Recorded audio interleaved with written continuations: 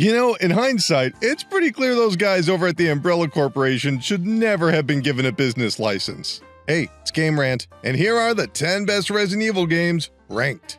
Number 10, Resident Evil 3 Nemesis. Nemesis starts off our list, but that's no short shrift. Resident Evil Nemesis was meant to be a spin-off until Sony politely reminded Capcom of their contractual obligations, and Nemesis became an official numbered sequel. As the final game in the pre-rendered era, Capcom pulled out all the tricks, including the big bad monster himself with a rocket launcher built right into his arm, sent in to eliminate Jill Valentine before she can escape Raccoon City. And his biggest advantage? Nemesis can open doors, which is just breaking all the rules. You've gone too far, Mr. Umbrella Creature. An action-packed way to close out the PlayStation 1 origins of the series. Number 9, Resident Evil 5. To put it bluntly, Resident Evil 5 is best remembered for its online co-op, which allowed players to work together while using the still relatively fresh mechanics of Resident Evil 4, except far more action-centric. This game quickly became the best-selling Resident Evil game at the time, and confirmed the new direction for the series. But this is a game of two halves. Chris Redfield going to the continent of Africa and blasting back mutated inhabitants includes some costumes and imagery that, frankly, we don't feel Capcom would have done in other continents. Moving on. But still, that co-op was one of the most popular for the Xbox 360 era. Number 8.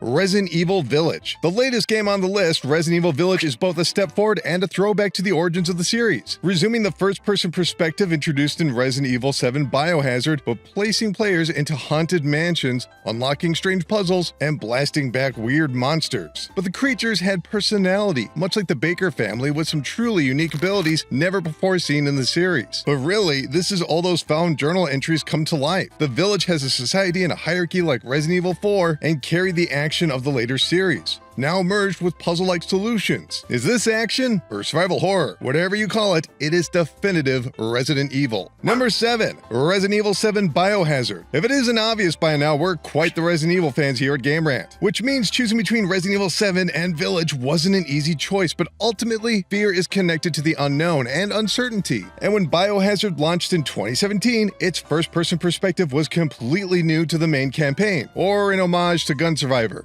Probably not. Capcom went out of its way to put every gruesome injury and disgusting melting creature right into your face. Village is probably more fun, but if you want to be scared, pull up to the Baker residence. Number 6, Resident Evil 2. A game so nice, they had to make it twice, at least. The story of Resident Evil 2's snappy yet labored development resulted in a lost title popularly known as Resident Evil 1.5, a failed attempt to create a sequel for a surprise smash hit. But director Hideki Kamiya nailed it with the final version of Resident Evil 2, doubling the campaigns, doubling the protagonists, and creating an intertwined story that could be changed based off of which of the two discs you put in first. The Spencer Mansion was now replaced with the entirety of Raccoon City, now zombified, and a pair of unstoppable monstrosities in the form of the G-virus-infected Dr. Birkin or the hulking Mr. X. Simply put, Resident Evil 2 is one of the best follow-ups ever. Number 5, Resident Evil 2002. This remake was a strange choice, at least at first. The series hadn't even been around for 10 years, and it was releasing on the GameCube instead of the PlayStation, and most perplexing, Resident Evil was a game that had already received a lot of post-launch support in the form of director's cuts and DualShock editions. But ultimately, it appears Capcom was right, as this version has eclipsed the original with fans and is now widely released across a plethora of platforms. The first game will always be an undeniable achievement, but most people will take this enhanced edition with its gorgeous visuals and Crimson Head zombies, which rise again just when you thought you were safe. Ooh.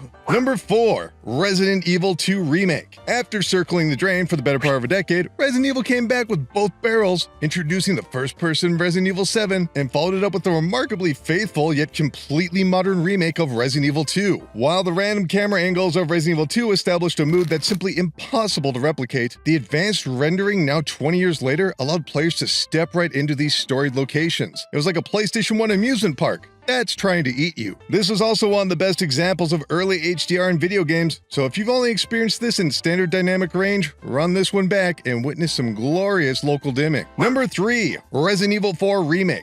Okay, we promise, we're not trying to repeat ourselves, but again, who was asking for this? Resident Evil 4 essentially created the modern 3D action shooter. So it's not like the gameplay was missing from the market. And between Village and the Nemesis remake, it seemed like a strange direction to remake a game that was still regularly sold on modern consoles. But a splash of side quests and hub worlds, refined action, and extra disgusting visuals, and all was forgiven. Resident Evil 4 Remake does not replace the original. In fact, we'd recommend both games, as this one is all about the extra fast and flashy combat. With results like this, Capcom can keep on remaking whatever they want. Number 2, Resident Evil Code Veronica. There's no denying that Code Veronica failed to leave as large of an impression on this series as the other entries on this list. And in some ways, specifically one boss battle, it's easily worse than the previous games. But it should be explained. That's because of the pure quantity of ideas at display here, not the quality. There's a ton of great stuff in Code Veronica. Now jumping from the PlayStation 1 to the Dreamcast, it's clear the team felt liberated, creating fully 3D backgrounds while retaining some of the classic camera angles. Code Veronica super serves the audience, with Claire and Chris Redfield joining forces to discover about the insane family behind the Umbrella Corporation. And there's a clear enthusiasm and randomness here that simply could not be allowed for such a profitable franchise. There's no other game in the whole series quite like Code Veronica, and that might be for good reasons, but there's no reason to skip on this one. Just bring a guide for that boss fight. Number 1, Resident Evil 4. After multiple internal failures, Shinji Mikami and his team shaved off the more outlandish elements of the Resident Evil franchise in its most shocking refinement. Gone was the Umbrella Corporation, and so were the signature zombies. And the gameplay too featured cameras that were too close to Leon Kennedy.